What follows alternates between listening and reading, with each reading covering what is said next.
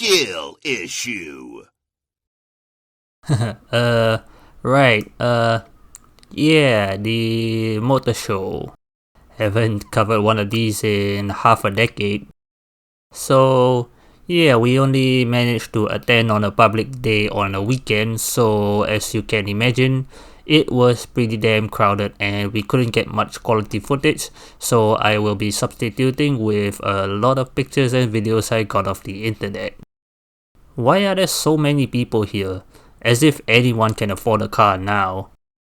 Even the people running the place knew that because there were hardly any sales staff walking about. In previous years, you couldn't walk 5 meters without some knockoff Lee Tok Kong trying to push you into some egregious financing deal on some rental fleet reject with steel wheels. This year, this is just an automotive carnival and we are just here to touch and sit in cars we cannot afford. Right off the bat, we know it's gonna be drab because there's no diecast booth outside. There's an FD RX-7 though. Wow!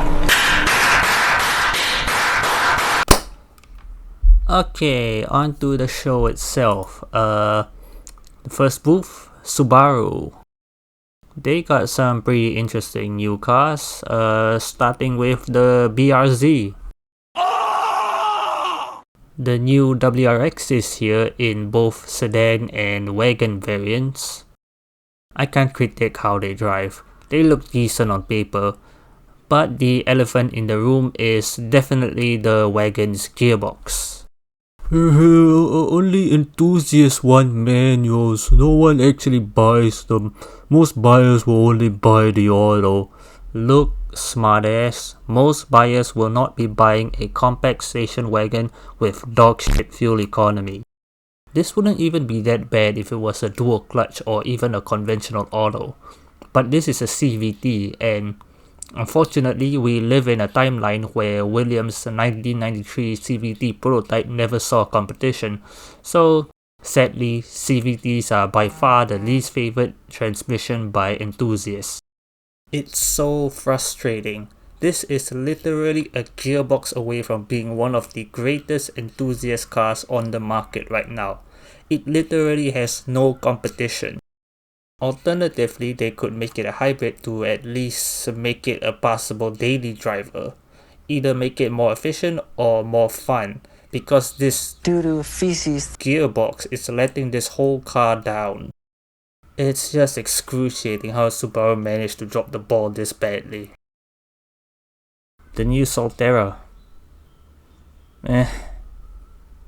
Moving on to Nissan, they brought the Ariya, but with no pricing or launch date yet, so I don't care. And that's the only interesting thing they had. I'm not gonna give them any more attention until they make a new GTR. Perfect. Kill me later. What the dog doing? Now of course, one of the main highlights of this year's show is Hyundai and the debut of the Ioniq 5, proudly CKD'd right here in Singapore. To celebrate that, the first 100 cars assembled here will come with a special First 100 edition, and they'll come with a badge and a special registration number that you had to bid for. Unfortunately, I didn't get a chance to sit in it, so I can't tell you much about its interior and build quality. Hopefully it'll be better than our past attempts at CKD. Honda had nothing new or interesting, they are just desperately trying to get rid of the already discontinued Accords, which have been a tremendous sales disaster. Moving on to Volkswagen, they got something big. The new ID. Buzz, one of the most anticipated new cars this year. It's so good to see minivans get this level of love in this age of SUV obsession. And it does so with this gorgeous tribute to the pioneer of the minivan. It looks immediately recognizable, yet its retroness doesn't feel forced. It's contemporary and timeless at the same time. And its aesthetic is in synergy with both its spirit and function. Now that's good design. While it does look stunning, once you get up close and inside it is a bit, well, Volkswagen to say the least. It's not that well put together, and the excessive use of white on surfaces that will be touched a lot, combined with said surfaces not being high quality materials in the first place, will probably result in this car not aging too well. It's also not as spacious as I was hoping to be, considering it's nearly the size of an Alphard, and it's missing a grab handle, making it a tad tricky to climb into this very tall vehicle. It's also available as a cargo van, if that's your thing. They also had this hideous thing on the roof of a T-Roc. Triple chain ring, Next to Volkswagen was Cool Volkswagen. Nothing new apart from the new Enyaq. Just here to be grateful that the cool cars like the Octavia VRS Combi still exists. As usual, Audi had the loudest and most annoying booth, playing copyrighted music at nightclub volumes loud enough to be heard across the entire show floor. They played Capital City Safe and Sound like 5 times in the span of an hour.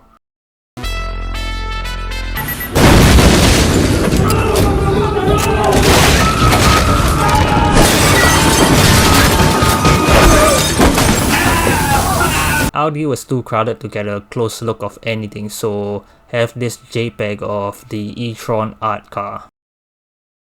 Taycan better. BYD was here to preview 2 upcoming cars. Firstly, the Seal, a compact electric sedan. It looks good, and the interior looks decent, but I'm largely indifferent about it. I'm just glad to see anything that isn't a crossover. There was also the Dolphin, which would probably become the next Blue SG Hellraiser. I vaguely recall seeing Peugeot, but I forgot to get any footage of them, not that it was anything that interesting. I skipped the Volvo booth because I can't be bothered. They were trying to clear out S90s that nobody wanted, and they had Polestar, which I've heard many good things about, but I didn't get around to getting a closer look at them. What else? Oh yeah, Land Rover. I'm not very good at this, aren't I? I also forgot to get footage of Ducati, the only motorcycle brand there. They brought the Desert X, which is gorgeous. Wait till you see the. No.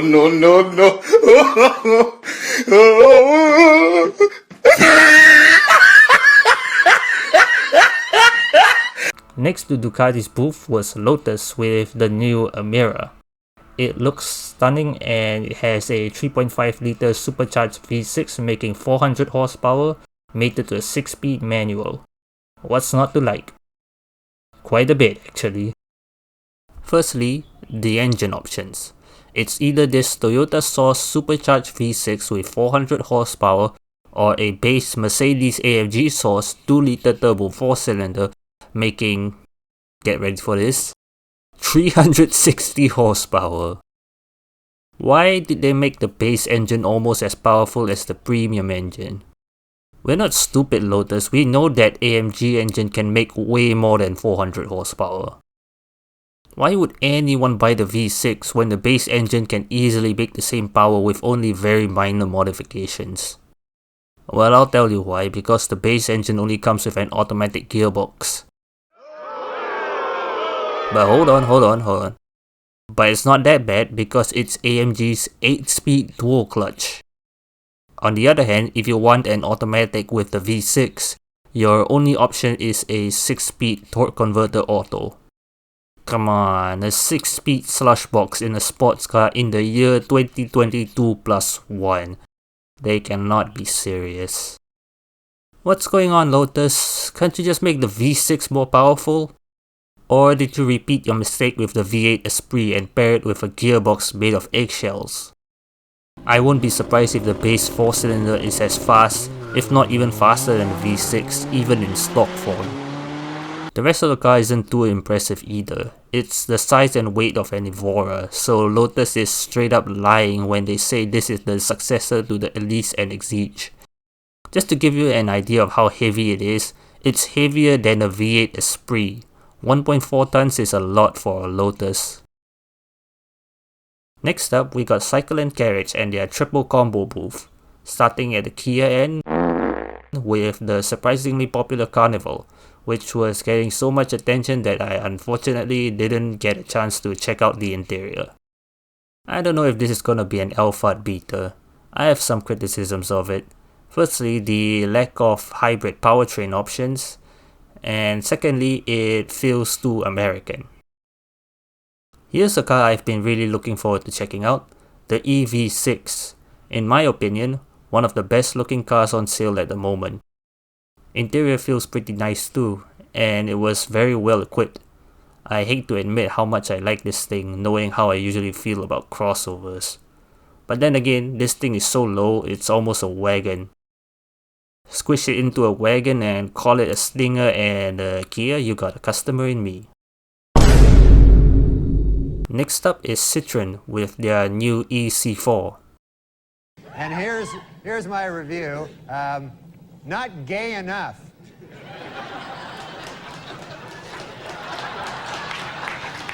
And on to the last CNC booth, Mercedes. New EQE. Yeah, sure, aerodynamics is cool and all, but Tesla and Porsche managed to make cars with almost equal drag coefficient without awakening the ghost of Fruitiger Aero. New SL was there too. Looks good, I guess. Moving on to Eurocars and their 3 M's, MG, Mini and Mazda. Wow! Firstly, MG. This is the first time I've seen Reboot MG try to harken back to its roots. I didn't take a close look at any of them because they all look boring and I can't be bothered. Mini brought this neat little electric converted classic. Once again, it didn't even cross my mind to take a closer look at any of them because I just can't be bothered. And finally, Mazda brought their failure.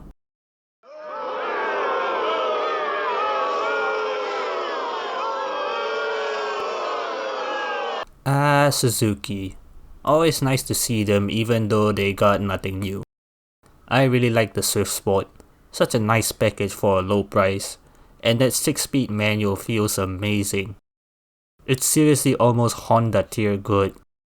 It's a criminally underrated budget enthusiast car and it's a real travesty that these things aren't selling as well as they deserve to. Toyota actually had quite a bit of fresh stuff this year. Firstly, we have the new Sienta, a car that has apparently been rather polarizing. Some think it looks a bit French. Not gay enough. Some think it looks a bit like a Multipla, but I like it. I like its softer appearance more than the outgoing generation, which looked like Wow. The interior on these higher trims are also excellent. I love how they covered the nasty hard plastics with fabric. I hope more automakers do something like this. It makes cheap interiors feel more livable. Although one thing that can't be fixed about the interior of small cars is, well, being small. And the front row of this car feels a bit like my old Toyota Wish. And I still have back pain from that even though that thing has been gone for over a year. So this car will probably not be too pleasant for anyone over 1.7 meters tall. The new BZ4X. Don't really have much of an opinion on it. It's an electric crossover. Of course it's gonna sell well. Now here's one of the main highlights of the show. The new GR86. Looks great, felt nice to be in, even has the manual. I've heard lots of good things about this car and how it's a massive improvement over the old one, so I'd love to try it out. Now this may be a controversial opinion, but I think they should have gone for the 1.8 turbo instead for its tuning potential. Won't feel as pure as an NA, but would provide lots of boosty tuny fun. There is however one major design flaw in this car. What's up with this giant spare tire in this boot? This car is a tiny boot. It's one of the type of cars that could use a space saver, So why does it have a massive full-size spare? This isn't the case in other markets, so what's going on here? I just realized I completely forgot about Lexus, but I don't think they had anything new this year. And finally, we loop back around to BMW, which had some big reveals this year. First off, the M3 Touring. Not only am I surprised to see they are actually bringing this in, but they are actually putting in the effort to sell these things with lots of marketing. Still horrifically ugly and looks even worse in real life.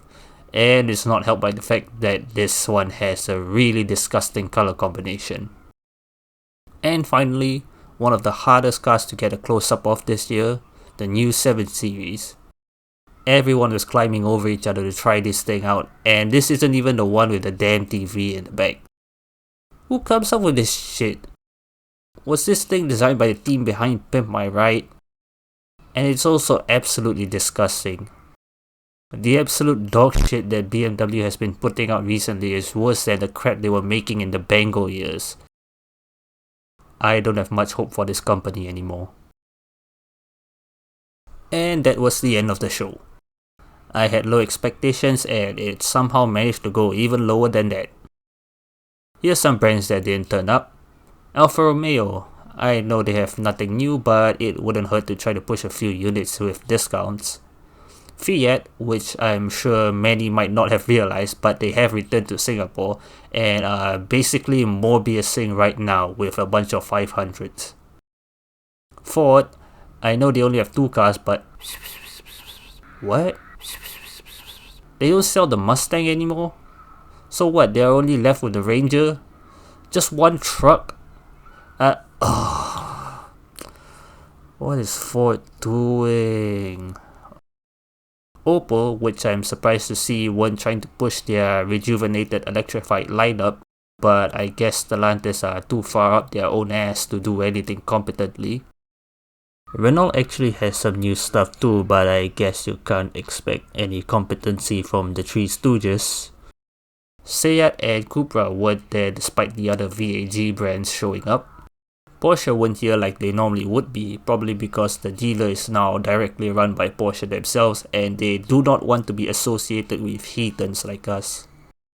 Jeep, they would have been fun to play around with. Jaguar, they could have at least pushed a few I-Paces or E-Paces or whatever.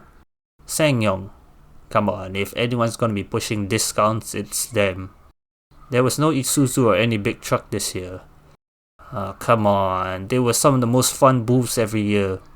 BMW didn't bring Alpina, Citroen didn't bring DS, and Mitsubishi weren't there at all. And Tesla, who I can kinda understand because they have a dealer right across the street. I actually have some ideas on how the show can be improved. Firstly, move it to Expo so you can host a car meet adjacent to it. You see, we're already getting somewhere, bringing in more car enthusiasts. A good display of enthusiast cars and classic cars would really liven up the place a bit.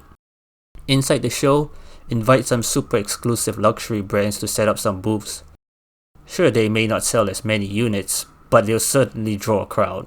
Bring some Bugatti, some track specials, or one of those weird McLarens that no one remembers the name of. Anything to break up the monotony of household appliances. And lastly, if you want to draw a more youthful crowd, you gotta bring motorcycles. Honda and Suzuki are already at every show, so maybe start with them. And of course, you can't forget Harley Davidson. Say what you want about a brand, but a Harley booth never fails to unboring any event. I remember the motor shows when I was a kid and they were filled with custom cars, concept cars, and extremely exclusive luxury cars. It wasn't just a place to buy cars, it was a place to see cars and enjoy cars, and that's what's been missing from motor shows since then. I know that was a long time ago, but I think we can make the Singapore Motor Show great again.